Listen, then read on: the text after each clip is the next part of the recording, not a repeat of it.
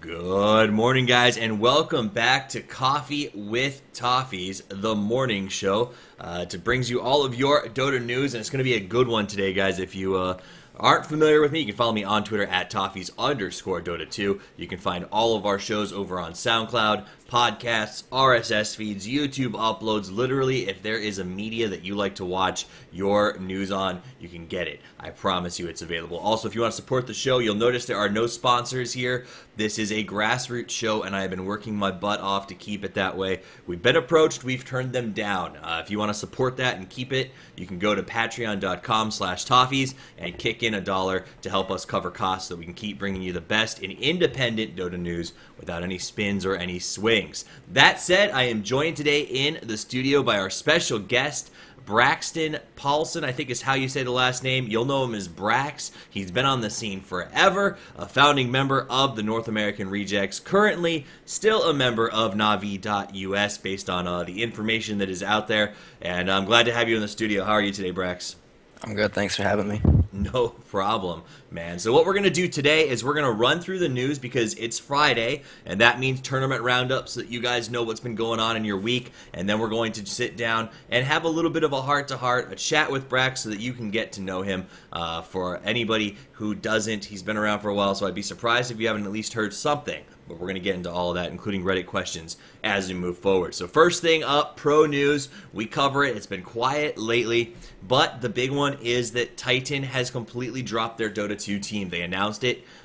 They no longer are working with Dota 2 in any capacity. They may pick someone else up later, but as of now, nothing. NWP, however, decided that he was going to start a new team to replace his position with Titan with 4 brand new players. So those players are NWP, NJ, Dai, Ben, and Seat. I'm going to be completely honest with you guys. I don't know any of them other than NWP, and simply because he played with Titan. But Titan's had some pretty rough runs lately, and maybe this will be that flush of new blood. So I don't know if you know, Brax, I've been following it, but there have been 3 major tournaments of over $50,000 prizes announced in the SEA region in the last week and a half. So I assume that this roster change is a reaction to that. I don't know. Do you think that that's going to be a big boost to the SEA scene to have that much money, or do you think it may actually cause a little bit of a structural issue out there? I mean, it definitely should help grow the scene. You know, there's always been good players in the Southeast Asia region, but the big problem there is the military obligation. Once you become 18 or whatever it is there, you're required to, 2 years military service. Right. So that really, prevents the growth, I know my old teammate, X-Freedom, he had to go to the military, or else he'd probably be still playing Dota. But there's so many players that get to that age and they're like, well, I don't see this going anywhere, so they're just kind of done. Right. That makes sense. You said it's a 2-year commitment out there? I think that's what it is. I'm not sure. Like that. Either you way, can delay it with school and everything, but you got to go eventually. At some point, you have to go. So, for those of you who don't know, the show takes place in the North American, specifically U.S. region, where we don't have that requirement, which means that we can commit our lives to Dota from the get-go. But that is your pro news. We're going to move into tournament news because there's a lot more of that today. First one that came out 2 days ago, D2CL Alliance was disqualified. We all know that from the Wednesday show. What you may not know is that SNA and Empire have solidified their qualification for DreamHack Bucharest. SNA will be going as the representatives of the North America group from the qualifiers. They actually beat Navi US in a 3-0 game a couple of days ago to get that place locked in, though it wasn't necessarily the entire team, as Navi US has been a very different team over the last couple of weeks, which we'll probably talk a little bit, or try to talk a little bit about later. Second, though, Empire did benefit from the Alliance drop, and boy did they, because they literally got so far ahead nobody could touch them. That said, there is a huge scuffle for the second place advancement as a couple of teams, including Tinker, lost a lot of points when Alliance was DQ'd, so it'll be interesting to see how that one plays out. Next one, BTS 2 qualifiers have ended. LGD CDEC will advance out of their division, so they're going to be the ones to move out from the Asian division. As far as the North American qualifiers go, it looks like Root and F3 will be advancing out of the qualifiers. Keeping in mind, guys, that F3 is no longer F3. The sponsors chose no longer to pursue Dota, have moved out of it, and F3 has returned to being Leviathan. So I do believe that they may win the prize for shortest sponsor of a new team, unfortunately for that. But there's some great guys. I mean, Newsom is the king of all trolls, and actually the whole Jenkins, I should say, is the king of all trolls. But they've got a good team. They've got some potential. I'd love to see them picked up by someone else, but Leviathan and Root will be advancing. European qualifiers underway. Not European, Southeast Asian qualifiers underway, and should be finishing up in the next week or so. Let's see, Synergy is the next tournament to talk about, because if there weren't enough tournaments, they just keep coming. Group stages are underway right now. In the top of Group A is Album, Empire, 4 Anchors, and A-Shock with an extreme amount of wins. They have played more games. Virtus Pro, surprisingly absent from the top 4, but then again, they've only played 2, so they are having a bit of a hard time. The other one is HR, also not performing the way that they'd like to. In Group B, this is perhaps a little more interesting in this group. LeJohns has played 5 games and has won all 5 games. So this is a team that I honestly hadn't even heard a lot about prior to Synergy starting up, and they are doing a great job beating teams like Moscow 5, VP Polar, Power Rangers, Complexity, Cleave. Actually, it's a pretty strong division, and to see them up on top has been impressive. So keep an eye on them. As far as did you have something to add to that one? Yeah, I was just gonna ask you, is that how you say it, LeJohns? I look at it, I'm just like, I don't know what language this name's in. How am I supposed to even say it? Yeah, I'm going with LeJohns because I feel like the other option is LA Johns, which sounds like some West Coast hookers or something like that. So, all right, I think I remember that. I believe it could also be Lions. Now that I'm thinking, that may be the short abbreviation. So it makes a bit more sense because that was their team in Han. That would make more sense. So maybe LeJohns is a fun spin on a French pronunciation. That wouldn't surprise me. I like it better than the original, so that's fine with me. You know, I don't even know where this tournament came from. Like the Synergy League, I didn't even see it announced for one day on Twitch. I'm like, hey, there's a tournament going on. I'm going to watch it, but yeah, it was. That's all I got out of it. It's a first season. It was announced really quickly by Toby, and when we're talking about it, we actually have the Gozu Gamer site pulled up because it is based out of the Russian area. So like, it's one of those. It's kind of like StarLadder, where for a long time when you tried to get StarLadder updates, you couldn't because it was all in Russian. And I had to have Google try to translate and then, decipher what was happening. It's very similar with this tournament. So Synergy first time out would be pretty interesting. Or should be pretty interesting. There's some good teams, though, like the Malaysian groups, or the Southeast Asian, I should say, groups running right now. Group A is Arrow, Myth up on top. No big surprise there. Zephyr has played 7, lost 7, which I think we all expected after the breakdown a couple of weeks ago.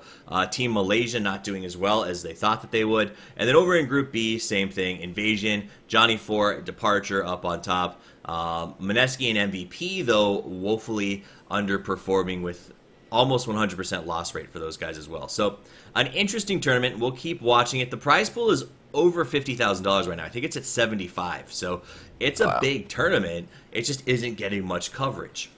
Right. So the next thing to talk about is Dream League. The format was released for Dream League Season 2, $100,000 prize pool. It got up to about $265 last time. Some of the teams have been announced, some haven't, but at the end of the day, the really interesting thing is the format. It has 2 lands built into this thing. So right now, we know Empire, Na'Vi, Virtus Pro, Alliance, Fnatic, Cloud9, EG are going. Then they're going to do qualifiers. The qualifiers will result in a LAN. Then that LAN will result in those qualifiers getting to play the invited teams in another LAN. Wait. So there's a LAN for the qualified teams, like whoever wins the LAN goes to the next LAN? Is that how it works? Apparently, the top 2 teams from each group will make it to the Phase 2, which will be held at an offline at the Monster Energy DreamHack Studios. So it's not going to be a massive LAN. It'll be like an on-site LAN, I guess. And then those 6, I guess, will qualify for the LAN finals at DreamHack Winter 2014. So it's weird. I've never seen a tournament with a mini LAN followed by a big LAN, but hey, if DreamHack is paying the price to fly the teams out, all the better. I would argue that a LAN tournament is always better than an online tournament simply because of connection management. So yeah, I would agree for sure. I mean, it's kind of interesting, though, don't you think? I think it's crazy. I mean, very interesting. Like, perhaps some development here to where esports is going, as they recognize that with such big prize pools and high-profile teams, maybe LANs are going to be the solution for any sort of deciding games. That's where you get like all your content, like from the big players, all the personalities and everything. It all happens at LAN. It's a chance for them to interact with fans and media and all that kind of stuff. So I like that a lot. It's pretty cool. So I just got confirmation from Twitch chat that Legends is Lions, and it's something about being in Swedish. So we'll go back to that, and now we're back on track. So thank you to Twitch chat for hanging out, guys. For those of you on the podcast who are listening after the fact, we do a live taping. That way, if you're ever around or up, follow me on Twitter so you can hop on and join us for that. But no, I think you're right. I think it's great. It brings out the personalities.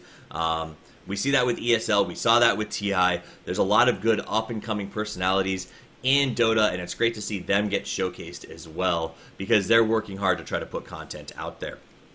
Next, yeah, like sorry, can I? Okay, thanks. Like the biggest thing is people see this player and like, hey, he's good, but I don't know anything about him.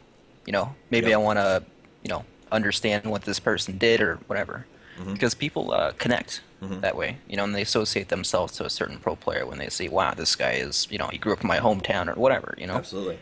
It just gives you so many more things to be like, oh, this guy's actually a real person, not just a name on the screen. Absolutely. In the world of the internet, where everybody is faceless and can say whatever they want, sometimes it's nice to put a name to the face. And I think that that's really the greatest part of going to these series. Seeing the interviews, seeing Casey do her thing at TI was pretty wonderful. And we want to keep seeing more of that. So next one, and here's an interesting update. So this is the Dota Pit update.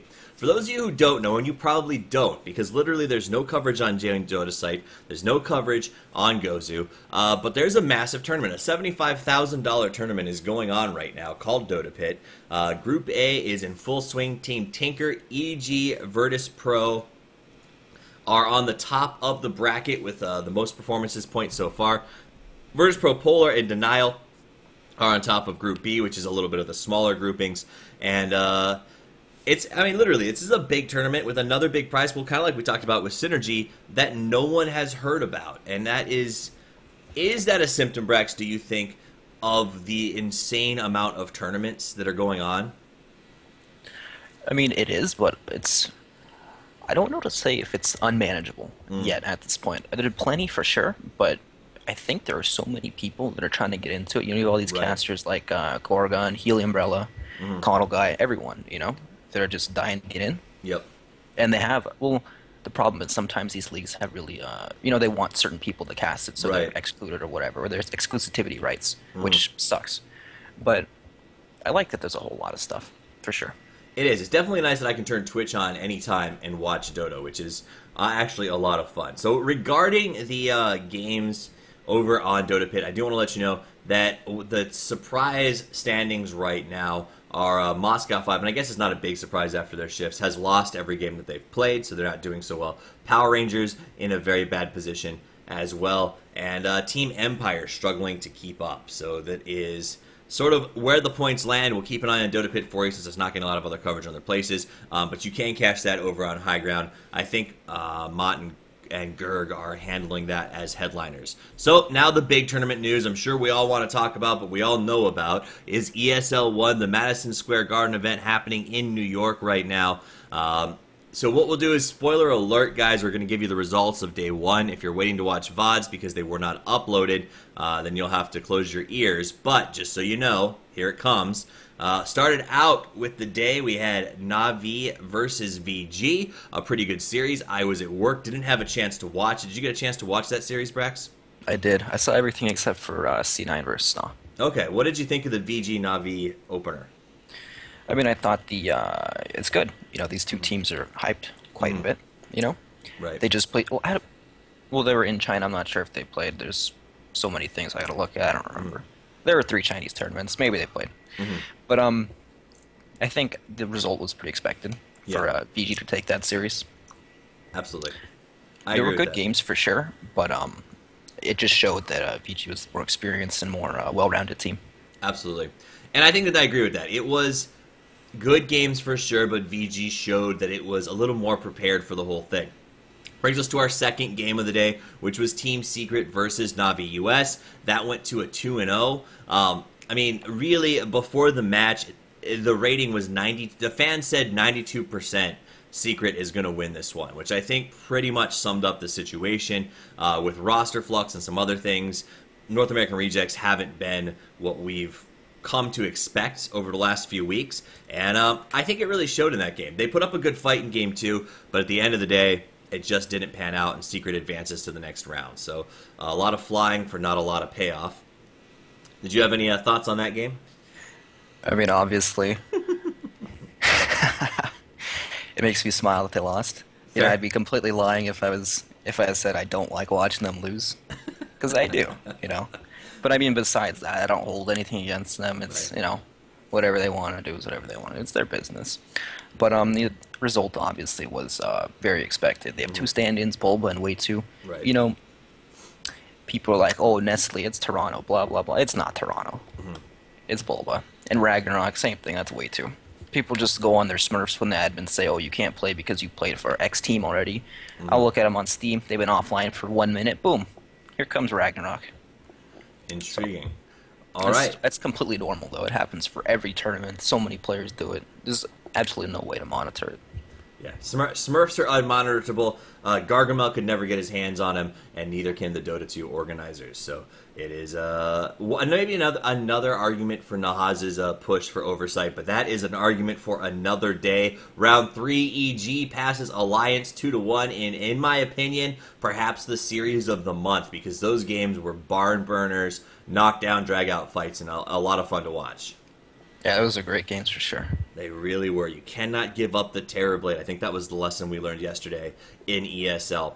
Last round, C9 went to SNA, and this was a question game because I think Sneaky Nick's Assassins has started to show that they want to be a Tier 1 team, that they want to step up and take those games from the big teams. C9 is one of the biggest right now, and SNA went in. Mike said that he thought they were going to take it 2-0 and had a lot of belief in the team, and I give them that because they've got some players. They've got Ush, who's playing out of his mind right now, but it was not enough to take down Sama and the Cloud9 posse as they rolled over them in a very fast 2-0 victory. So, oh man, Sama. Yep, it was, man, and you know, it's one of those things where I thought I'd get to watch it. I was actually doing a North American Dota tournament, like a semi-pro deal last night, and I was like, hey, this will go long. All the games have gone long today. All of them have gone to 3 for the most part. And really, I was surprised when we got to the second game of the tournament I was covering and the announcement came out that C9 had advanced to the next round. So very, very unfortunate. For SNA, who is a team that I think we in the North American scene have wanted to see sort of step up and do well. Yes, definitely. So that is where ESL 1 stands at the moment. Today, Cloud9 will take on EG. VG will take on Team Secret. And keep in mind that Cloud9 EG is a little bit of a grudge match, or should damn well be if it isn't, as Cloud9 has, last I checked, 9 second-place finishes in majors since the end of TI, and EG is the only one who has consistently smacked them down into second place. The one time that Cloud9 took a first-place finish in a major was because EG was not there. So this is Cloud9's chance to say EG is just a stepping stone that we can hurdle over, because if they advance, they will still have their hands full with Team Secret. But I think that they need to show us that EG is not the big problem that they have been in the past for Cloud9. Who do you think is going to win that game? The EG and Cloud9 game, right? Yes. I think EG will win. I think they looked pretty bad yesterday. They had a good, solid idea, but they just lost their way doing it. Yeah. I don't know if they were annoyed with all the pauses and you know, waiting around all day, because you actually are required to sit there for most events, you know? Right. First game may start, you know, at 7 a.m. and you won't play till, you know, 6 in the afternoon. You still have to sit there. Absolutely. And you said, I didn't get to the beginning, you said the beginning of the tournament was plagued with disconnects and all kinds of other issues. Oh, God. The Navi VG series was... everyone dropped. They had to go from a load, screwed up the runes. Wow. They just completely disconnected every team fight. Vanscore's PC had something wrong with it or something. They had to replace it. They brought out a new one, and the issues just kept coming back. So eventually they had to go to on-site LAN style, which is, guys, if you were trying to find the VODs on Dota TV, they're not available since it wasn't done there. You can find them on the ESL TV site. Just don't expect to be able to see a VOD right after a game finishes because of those connection issues. So that is plaguing every tournament right now. including ESL 1. That said, though, eventually they figured it out, and the last couple of games went off without any hitches. So those should be some good matches today. That's your tournament roundup. That's your pro news. That's what you need to know to start your day. And I'd like to take the rest of the show to sit down with our guest, Brax, here, and talk a little bit about him, what's going on with his career, and a little bit about his past as well. So first, I want to say thank you for waking up. I appreciate you being here this ridiculously early in the morning. But let me ask you this. Before we start, you've been in the scene for a very long time. Before we get into all the kind of heavy stuff, I want to have you tell us a little bit about yourself and maybe your esports journey to this point. Okay. My name's Brax, and I'm 20, and I'm from Orange County, California. I've been playing Dota ever since I was like in 4th or 5th grade. My best friend introduced it to me, and I was like, wow, I'm having a good time. So, pretty much I've just always played, I played leagues, I played pubs as much as I can. I'd come home from school, I'd rush home from school, and just play all day long until my parents wanted to kick my ass. So, pretty much from there, just kept playing and playing and playing. I watched all these players like Merlini and, everyone play. And I was like, wow, this is really cool. And, then these players would play in the same leagues, DXD and all that kind of stuff. Mm-hmm. So, like, Demon's been around forever. He's always been a great league player, Yeah.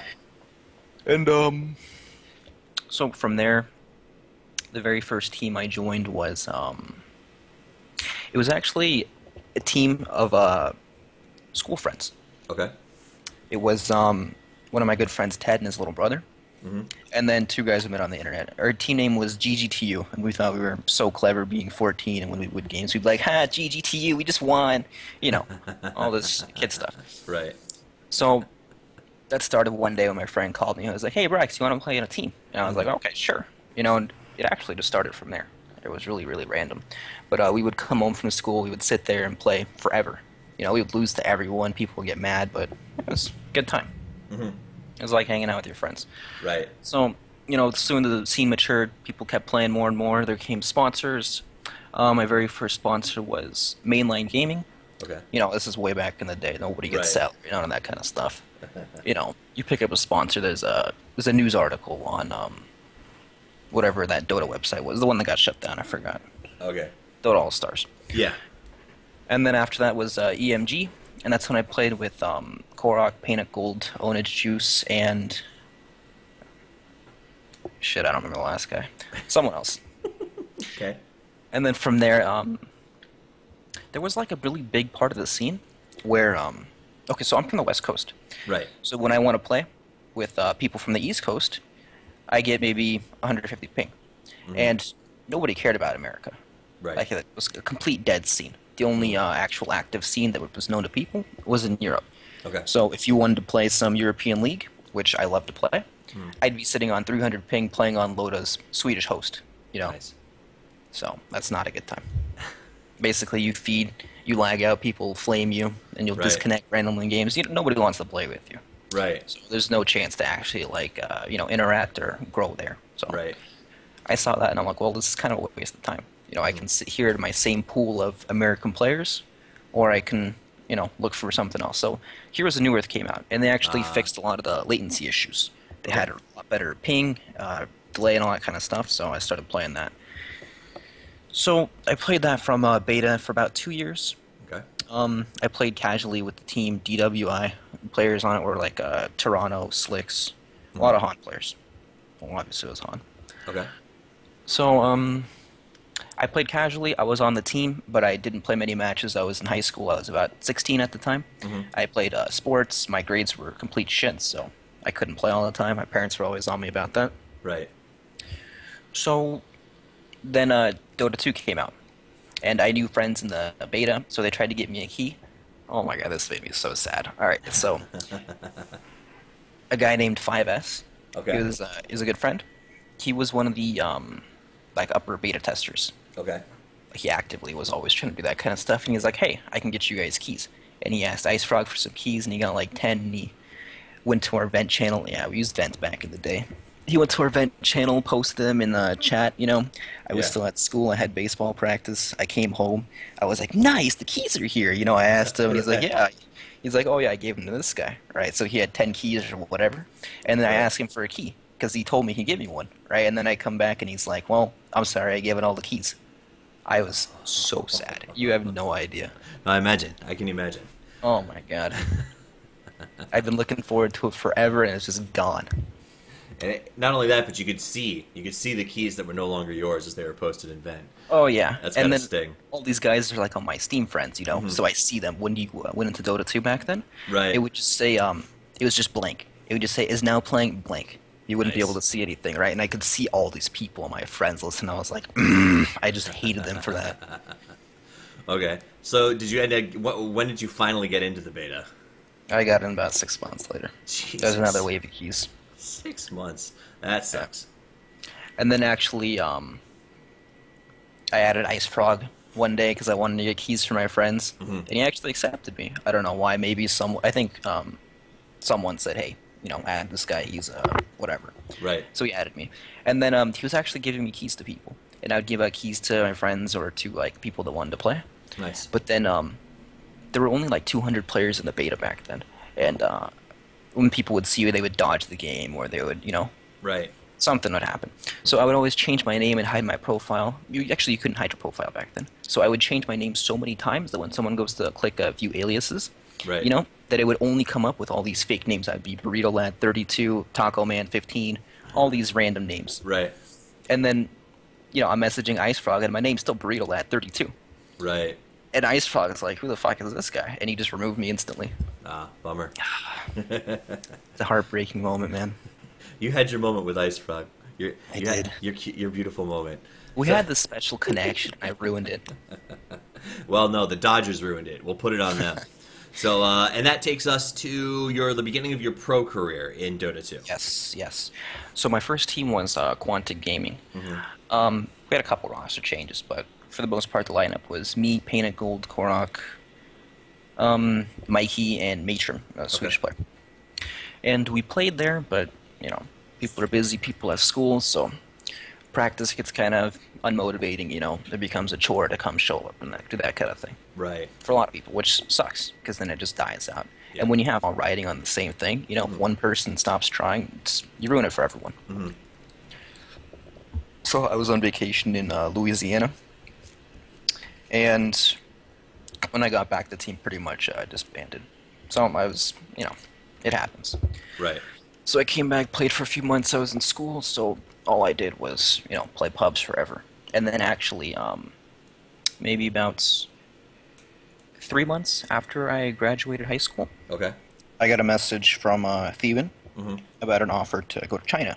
Oh, And nice. he was like, yeah, Pycat and Misery, Right. they want to make a Chinese team. They played at TI on CLG, Okay. and they didn't do so great. They had a great first day, then after that, they just fell off. Right. And they're like, well, we want to go here and practice. And I'm like, well, why me? I've never talked to these guys in my entire life. These guys don't even know who I am. Yeah. Right? And he's like, well, he vouched for me and said that I was a good player and that I, work hard and all that kind of stuff. So they just, went out on a limb and tried. Wow. So I got very, very lucky there. Yeah, no kidding. That's pretty major. Yeah, that is a huge life-changing thing, I just turned 18, graduated high school, and went straight to China. Yeah. That was a great conversation with my parents. Right. and of course, this was before you had Forbes articles and buyouts of Amazon and things that actually Yeah, just take exactly. that you can take to parents now and be like, no, seriously, $11 million, I could do this. So that I imagine that was a tough conversation, but at the end of the day, you went to China, and then how did that end up going? My parents are both very, very understanding and supportive of me, so I thank Good. them for everything I have. You guys are the best. So I went to China. When we first got there, we had to. The other LGD team was playing a Chinese Dota 1 tournament. Okay. So we were in Shanghai in the, I don't know, some big stadium thing. China sucks, man. I'm not gonna. No sugarcoating. All right, fair enough. Like, So- you get there, it looks like it's foggy all day long. You got these big, thick clouds hanging over you. It's hot, sticky. Everyone smokes. Completely overcrowded. Oh, God. Stuff. That's generally what I've heard, but from the horse's mouth. So you moved to China, which sucks, and went straight to your first Dota 1 tournament. So I guess Dota 1 was obviously still the venue that they were playing. Yeah, it's... For about a year, it still was. I got a funny story. I had some massive diarrhea about the first week I was there because I was eating all this food I wasn't used to, obviously, Mm, so my body had to still adapt. right. And I didn't know that you have to bring your own toilet paper into the bathroom. Oh, really? Yes, and the That's bathrooms, interesting. it's just a hole in the ground. It's not, no, there's no throne. You That's see hole, you do your business. So I ran in there, I'm screaming. This thing's coming out fast, and I have no idea what to do. I'm looking around. I can't find any toilet paper. They're just trash cans. You don't throw your toilet paper away in the trash. You throw it in the trash bin right next to it. So that's yeah. even more disgusting. But I ran out, found the manager, Mm. Nicholas, who was a great guy, and I asked him for toilet paper, and he's like, "You don't have toilet paper? What do you looked at me like I was an idiot. It's like a normal standard thing there." Wow. So I got some toilet paper from him, and luckily there was a security guard in the bathroom. I don't know why. He wasn't pissing or anything. He was just hanging out there. I asked him for toilet paper. I just pointed, and I gave him a thumbs up, and he gave me a roll of toilet paper. So I got lucky there. I used every last drop. Nice. It's funny, Peru's the same way. So when I traveled there, you got to go you got to go in a hole, and there's always someone trying to sell you toilet paper. But It's culture shock, man. You have no it idea is. this exists. It's mind blowing. So you went to China, took a crap in a hole, played some Dota. What happens next? All right, so basically our schedule was we were required to play 6 days a week from noon to 10 minimum. And if you were late, you'd be fined, meaning you had to be in your chair by a certain time. Of course, this is terrible for gamers because people stay up late and Right. completely irresponsible. So, at first we developed a strategy that was kind of unique. We didn't want to be another Chinese team, so we played around for a long time trying to find something that we all liked and that we were good at. Right. And we found that we roamed with Chen and played super aggressive and that kind of thing, and we won a lot of games. But all we did was sit there and play, and we didn't learn anything from the Chinese teams in these games because when we played our game, we'd win the game in 10 minutes, and that's Right. it. There was nothing to gain from it. But the Chinese teams, they sat there and studied us forever, and they completely learned everything that we had. All the teams completely understood us in like a month. And these guys talk, man. Yeah. So once that kind of died out, we had a G League. We came in second place there. We had the tournament was structured so poorly that there was I don't know how long it was. I think it was like a month and a half to 2 months Yeah. gap between the semifinals and the finals because it was the Chinese New Year. Right. And when that happens, everything stops. We even flew back home. So now we're going to the grand finals of this, $40,000 tournament, which is insane, Right. absolutely insane. Biggest tournament I've ever been to. Okay. And then, we flop. We get screwed. We got lucky to win one game, and we tried to play our strategies, and completely countered. They knew exactly what was coming, and it was a waste of time. Right. So once that happens, we're thinking, wow, this is complete shit. We should have won. We Right. could have won. If this was, 2 months ago, we would have won. They didn't have all this time to study us, blah, blah, blah. Just, Right. it's not excuses, but when you lose in the heat of the moment, that's what goes through your mind. So Absolutely. when we go to practice, everyone's losing like their motivation. It's hard to stick it out and just sit there and keep on the grind, going back and forth because you don't feel like you're playing for anything. Your next tournament could be 5 months away. You have Right. no idea. There's no news of anything at all. You're just sitting there and playing because you're required to, because it's your job. Right. So you have all this stress and pressure from them to perform well, but it's just a big culture difference. You're expected to do that, and for Right. us to do that is completely unheard of. Yeah, absolutely. People want to go out, relax, enjoy themselves, but it's not a normal thing. So a very different Dota culture over there, in addition to the air quality and the TP issues. Which, by the way, Fuzzbucket over in Twitch chat probably made the best joke of the day, that you as a Dota player should have known to always carry TP. So that What was, can I say? I got that- caught once without a TP. You got caught once. Thankfully, your manager saved you. So that was nice. And then, so that's it. How far does the China Chronicle go before you actually came back to the States? A long time. This is maybe 4 or 5 months in. Jeez. Okay. So it just consistently felt like this every day. I would wake up to get on the grind and just sit there. I knew it was completely pointless. I knew it was a complete waste of time, and I knew it was completely unproductive. Wow. But I had to sit there because that's what I'm required to do. It's my job. So we would do that, and everyone knows it's a complete waste of time. So people get pissed off. People have disagreements because we start losing. When a team Right. starts losing, That's when the real shit comes out. Right. That's when people like when you're winning at first or when you first come, everyone tries their best. Everyone puts Right. aside their differences because they want to prove themselves. They want to be the best they possibly can be. But once they get through this phase, it's just like sometimes someone stops trying or someone Right. stops caring, that kind of thing. Like personally for myself, I stopped playing any pubs at all for 3 months. I hadn't played a single game of matchmaking, and before that, I was the guy that was sitting up till 3 a.m. every day playing Right. pubs because I was playing a new role, and Right. these I was completely unknown. These guys had never seen me before, never played with me before. I wanted to be the guy that that worked hard and did well. Right. So that's what I did. I worked extremely hard. I played 15 pubs a day Wow. after practicing for 8 or 9 hours or whatever it was. So I stopped.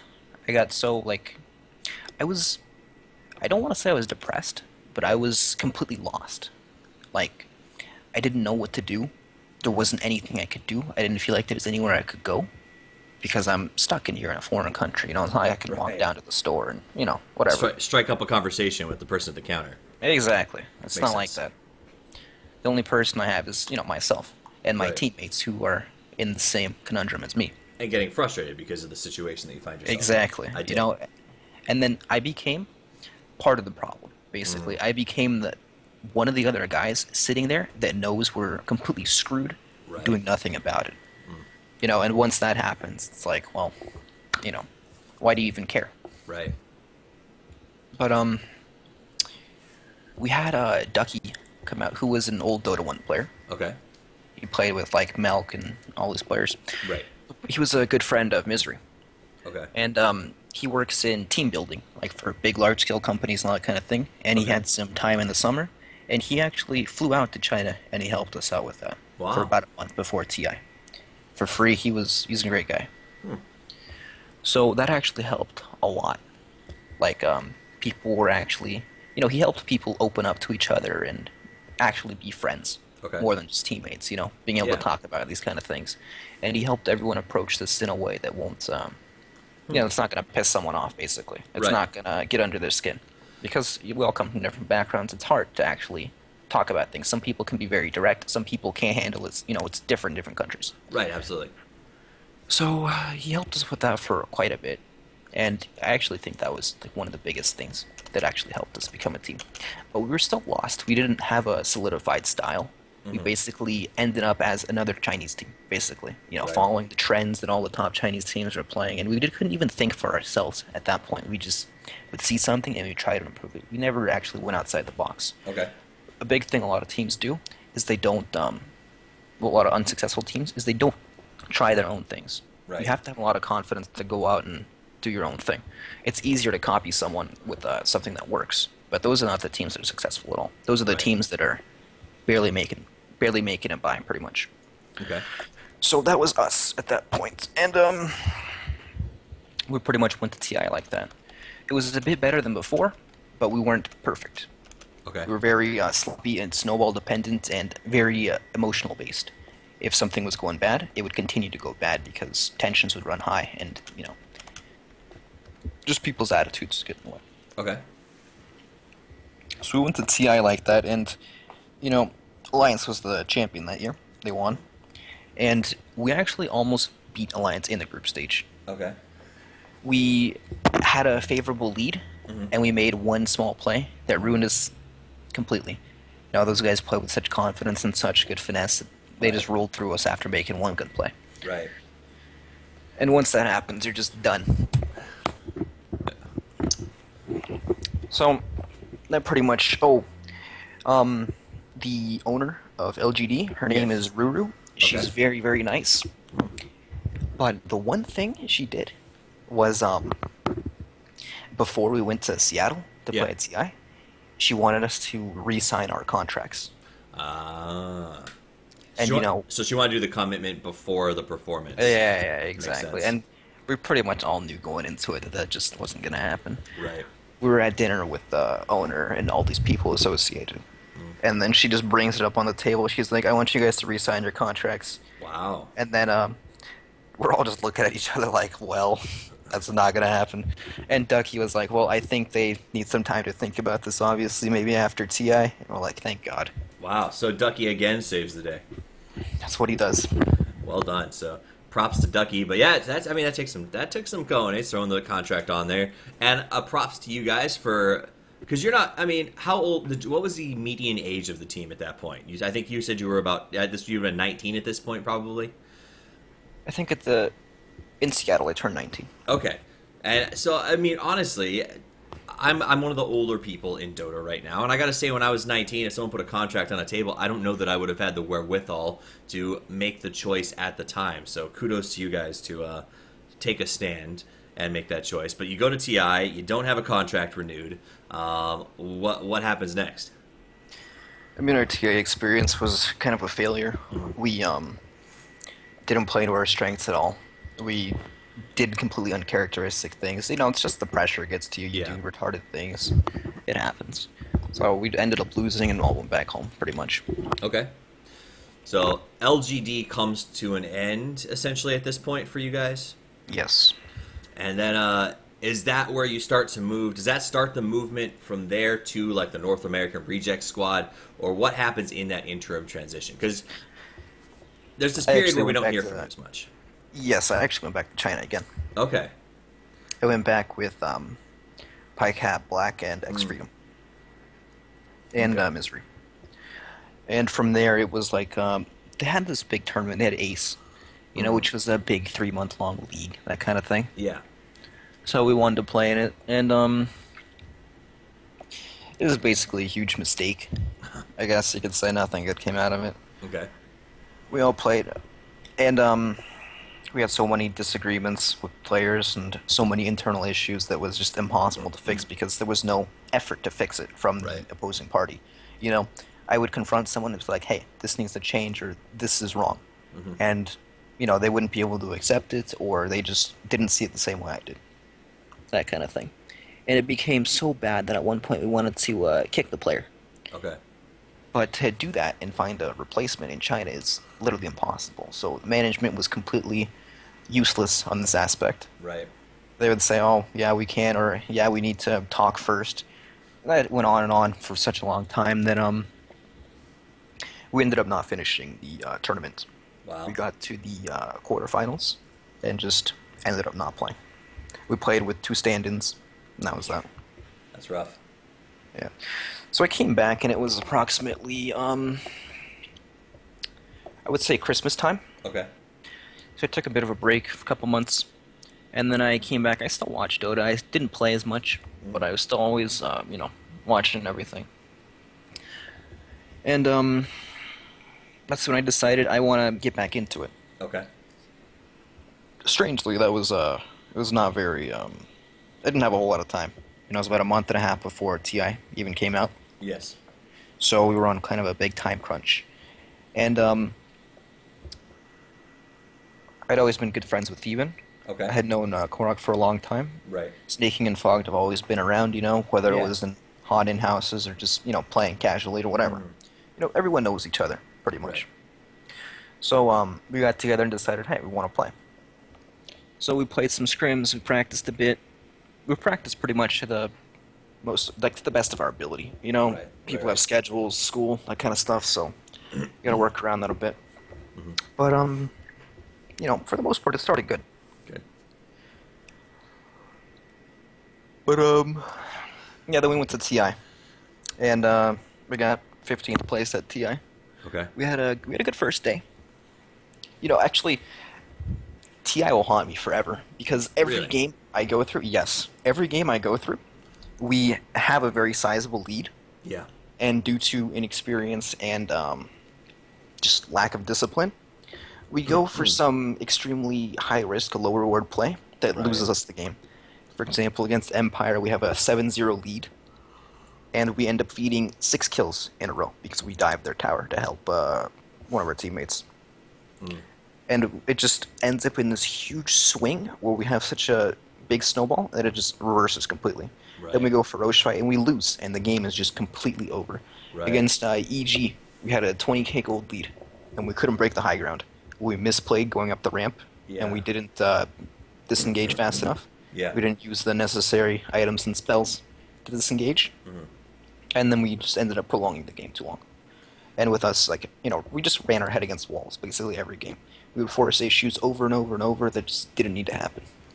Interesting. So that plays into a question that actually came off of Reddit from Sir Fluffy Waffles. He said, "Did TI4 go the way you hoped it would?" And obviously, I think the answer to that is no. How did it affect the team after those decisions or those issues came up? So, like after the tower dive or the ramp debacle, how did the team react to that? You know, everyone is so childish. Oh. When people get in this kind of situation, they don't know what to do, and they take it the complete wrong way. Instead of learning from our mistakes, it ended up like it just ended up in the blame game. Oh, you're retarded, you shouldn't do that, or whatever. It's like, it doesn't help. It's not how you solve problems, you just cause them. So we pretty much handled everything that happened incorrectly, Okay. and it just hung over our heads pretty much. And people started to lose motivation. People wouldn't trust each other. So, I mean, you have to be able to take losses well. It's a Right. part of growing as a team. If you're unable to take losses well, you're just going to sit there and crumble, and everyone's going to hate each other. Makes sense. Absolutely makes sense. So that's pretty much what happened for us. We had a good first day. We threw our game against C9. We had another completely sizable lead, and then we make a completely. It's not even like a misplay. It's like, what are you doing there? Our heroes Right. don't even. Our heroes need to 5-man and just push instead of going for these ridiculous pickoffs or whatever. It just doesn't make any sense if you sit down and look at it. So Right. it's baffling. Baffling. So we get out of TI, and honestly, I mean, it was North American Rejects. Then, becomes Navi or Narvi, as I think the community started to call you guys, which made me smile because I liked the nickname. Yeah, me too. And you guys roll forward from there and start to do pretty well in tournaments. What was the post TI haze like? I guess I should ask. I mean, there were no. A lot of teams didn't scrim at all. Okay. So we actively wanted to practice, Okay. but there just wasn't anyone to play. So maybe about 3 weeks into it, after TI team started to play again, tournaments started up, so we were playing. Right. But school started back up for snaking and cork. Oh, and I'm talking a lot without using names, Right. because I don't want to make it sound like that I'm not at fault for any of these things. Okay. I definitely am. I don't feel like I've played well at all when I was on this team. Okay. Oh God, I shouldn't have said that. I mean, currently, as I am on this team, I personally do not feel like that. So just to, I won't dig into, because we don't want to get you in trouble, but for the sake, and it's going to be asked, it has been asked repeatedly on Reddit, it's been asked all over the place, including in chat, people want to know your official status with Navi US. So what is your official status with Navi US currently? Okay, I am still on the contract as a player, Okay. but we have a bit of a split in the players. Okay. And the majority has the say of what happens, of who plays and who doesn't. So I am currently not under the majority, so I will not be playing as long as the majority says I will not be playing. Fair enough. So it comes down. So at the moment, it's a team decision. You're still part of the team, and I understand. So we won't dig into the misquote that came out a minute ago. That said, though, it is interesting because right now Reddit is sort of going crazy, and they're putting the fault of the conflict at a very specific player's feet. They're saying that, Snaking has been into drama since the beginning, even going back to Han, and that it's him that's causing the schism. But you just said that it's not necessarily anybody's fault in particular. Is this basically just a symptom of the communication breakdown that you described after TI4 that has just continued on with the team? Is it one person's fault? Is there anything that you can tell us about what's going on? Because I remember when NAR was released, and this was actually brought up by a fan on Reddit, and he said when you guys formed, Tyromatic actually brought this up. He said, NAR said you guys planned to be together until TI5, because we all saw your performance in TI4 and said, there's so much potential here. TI5 is a reality. What happened between there and here, I guess I should say? Well, it just plays more on people not trusting each other and losing hope. Like, instead of... You have to care enough to the point where you actively want to do something to help it, you know? Right. There sometimes people say they care, but they don't really care if they don't do anything themselves to actually actively fix the problem. What happened was a completely, in my opinion, impulsive decision that led to this, so there is a fault, for sure. Okay. But, you know, it is what it is. There's nothing I can do about it personally. Okay. And, with, you know, maybe it's a blessing in disguise, honestly. So, I have to ask, are you allowed to tell us about this decision, or is this something that's still contractually off the record? I mean, I guess I can be general about it. Okay. So, Theban hurt his arm.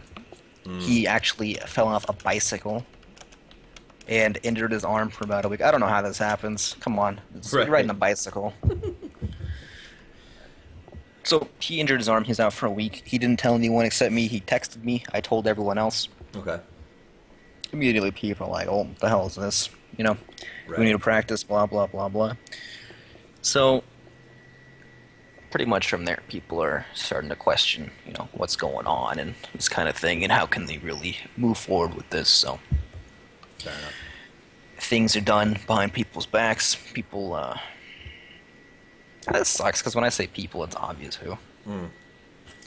Basically, there's conflict, and people didn't want to play with each other anymore. Right. So, from there, we went our separate paths, basically. You had to make decisions, and I guess so we can blame everything essentially on a bicycle as causing the issues that haunted Navi in the last couple of weeks. So whatever that bicycle is, let's just go ahead and scrap it, get rid of the thing. It's just bad luck. Now let me ask you. So this is a fun question. Do you think, had you and Theban been at ESL New York this week with Narvi, or let's say North American Rejects, prior to even the sponsorship coming in, do you guys think that you could have taken that game? At ESL? Yeah. Nah, probably not. Fair enough. I'm very confident with everything, but I'm also realistic. Their problems extend beyond just that, so I don't think we would have. Okay. Hey, honesty is wonderful. So here's a couple of more quick questions for you. BRHQ on Reddit wanted to know, and I don't know if you can technically answer it, but I'll ask his question. What's next for you and 1437? And if you can't say what's next because you're still part of Narvi, will you guys plan on staying together no matter what? Are you very close at this point? You know, how's this affected the relationship between you guys? I can say what I'm going to do. Okay. I'm going to keep playing. All I do is play matchmaking for a couple hours a day, and I sit down and watch all the games played every day. For me, I will still be looking for a team, whether it's making one or joining a new one I want to play actively. Okay. And I have a lot of ideas, and I want to put them to the test, and I can't do that without a team. For Theban, I'm not positive what he's going to do. I know he's at ESL for something, which I cannot say. But he may pursue that. And I would like to continue, playing with them, but hey, sometimes you have to go your separate ways. So I wish him the best of luck. Understandable. So, interesting. So that answers BRHQ's question, I think. Now we'll take a little break from the serious stuff, and I want to ask a question that Is Rebellion Bad posted and said he wants to know, hey, Brax, does it hurt to be so fucking beautiful? I know it does. It's physically painful. We've all seen your Twitter picture. It's ridiculous. So that's funny. It's a doctored picture, man. Yeah. Oh yeah. No kidding. Nobody's suit's that shiny. I'm kidding. Exactly. So let me ask you a couple of other questions. I mean, before we do that, is there anything else? We've talked about your path, kind of where it took you, where you're at now. Is there anything else that you want to put in there as far as that progression story goes for you, or do you think we're at where Brax is now? Yeah, actually, when I first went into it, it all started as a kid. Right. And I feel like I've actually grown so much as a person. I moved out when I was 18. I lived on my own, pretty much. And I just experienced, life, pretty much, how it is. All the random crap you got to deal with, all this kind of stuff. So I feel like it definitely helped me grow as a person, much more than I currently do not go to school. What I do is I play full-time. So I feel like it sure has helped me grow as a person. Okay. So look for more full-time playing from you. What is your diagnosis of the current state of North American Dota? I'm curious about that. Like, it's always been this way. There's a big lack of leadership, basically. Okay. A lot of players kind of sit in this pool of players who maybe mechanically skilled, Yeah. but they don't understand the commitment, the time, and it really is a hopeless thing. It's kind of a trap. You know, you have to play to get better, but you're playing with these players Right. that are in the same phase as you know, where they want it, but it's extremely hard to break through. Okay. It's very, very difficult to break through. That makes sense. So tough to break through. A lot of folks talk about NA Dota's level of toxicity being higher than any other region of Dota. Now, you're someone who's played in different regions, who's been a part of different communities. Do you think that that's true, that NA Dota seems to have a very high toxic level among its players compared to other places, or is it about the same as everywhere else?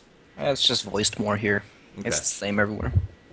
So it's the North American tendency to say what we think may play into that. So interesting. And now here's my next one. What do you think? It's been out for a while now, and I ask everyone, current patch, love it or hate it, and do you think the meta will make a huge shift, or where's it headed to? I'm actually okay with it because every time there's a patch, you pretty much have to relearn the whole game, right? If you play the same things, you're just gonna get passed by the people that are actually studying and looking for the, you know, all the big strengths in the new patch. Right. So I think it's a good thing. You know, it's a fresh start for everyone. Big switch in the metagame, yes, for sure. And I think it already shows that some teams are, you know, playing well to the strengths. For example, Alliance, they're playing with extremely hard carries, Spectre, Terribly, and that kind of thing, Naga Siren. The version just favors, you know, these kind of heroes that get more value out of the gold. You know, all these illusion-based heroes, all these heroes that scale extremely well, Right. are very powerful this version. I think that is absolutely true. And it's, you know, a lot of pros hated it when it came out, but at the end of the day, I think it makes for some pretty exciting games. Now, I'm not going to lie, my voice lasts significantly less than it used to when it comes to marathon casting days, but the amount of team fights that one has to call has increased dramatically. But it does. It makes it more fun. I think that Alliance game that we watched last night, the Alliance EG game, would not have been near as exciting under 6.81 standards. Yeah, definitely. But, you know, people see something new and they're like, oh, this sucks, whatever. You know, people are scared to change, right? Right. Well, I think that's also the staple of the Dota community. So change is bad. And I think it's because we put so much time into learning everything. That said, though, let me ask you this. As a veteran, and we'll wrap up maybe with this question and then get some last thoughts from you. But as a veteran who's played for a very long time, I mean, you said you've been going since you were like 14 years old, and you've been working to be competitive. You got your break when you were 18. You're still trying to be being a competitive player, have been on some big teams. What would you say to those tier 3, tier 4, tier 5 players even, those guys who really want to go pro, are debating on how do I take the next step? Like, what would you say to them as someone who's been through that ringer? You just have to do everything you can for yourself. People are obviously going to be friends with players on the team, but when you find some sort of situation that can help, you know, propel you up into that, you know, like the next tier of players, basically, you need to take it, regardless of abandoning your friends or whatever, because it's just not worth it. You have to do everything for yourself because it's what you want, even if it's hard for sure, but you have to take every opportunity you have. Take every opportunity and get yourself ahead. So it is what it is. That's pretty good, man. I think we got a lot out of this. Is there officially, guys, for those of you who are just tuning in and want the TLDR, Brax is still with Na'Vi, but the plans for the future are to keep on playing and potentially move forward. I think we've got exactly what we expected. Guys, if you like the show, please follow me on Twitter at toffees_Dota2. We're here every 3 times a week, bringing you the best in Dota 2 wrap-up as well as interviews whenever we can get them. Patreon.com/toffees is exactly, guys, where you can support the show, keep the sponsors out, because that lets me basically do whatever I want, like in these interviews, and ask the hard questions, so I don't have to pussyfoot or dance around someone saying you can't say or can't ask this. So even a small donation of $1 or just positive words keep us going and make it worth the time. A big thank you to Brax for being here. It was a great show. Do you have any last thoughts before we sign out for the day? Let's see. for these players that are trying to break out into like the next stage, Yeah. you can't lose hope. You know, you're gonna go through days where it just feels like it's hopeless, but it's the same as have you ever seen like Day 9, where he talks about like where he started and like how he actually became successful? I don't think I've actually seen that.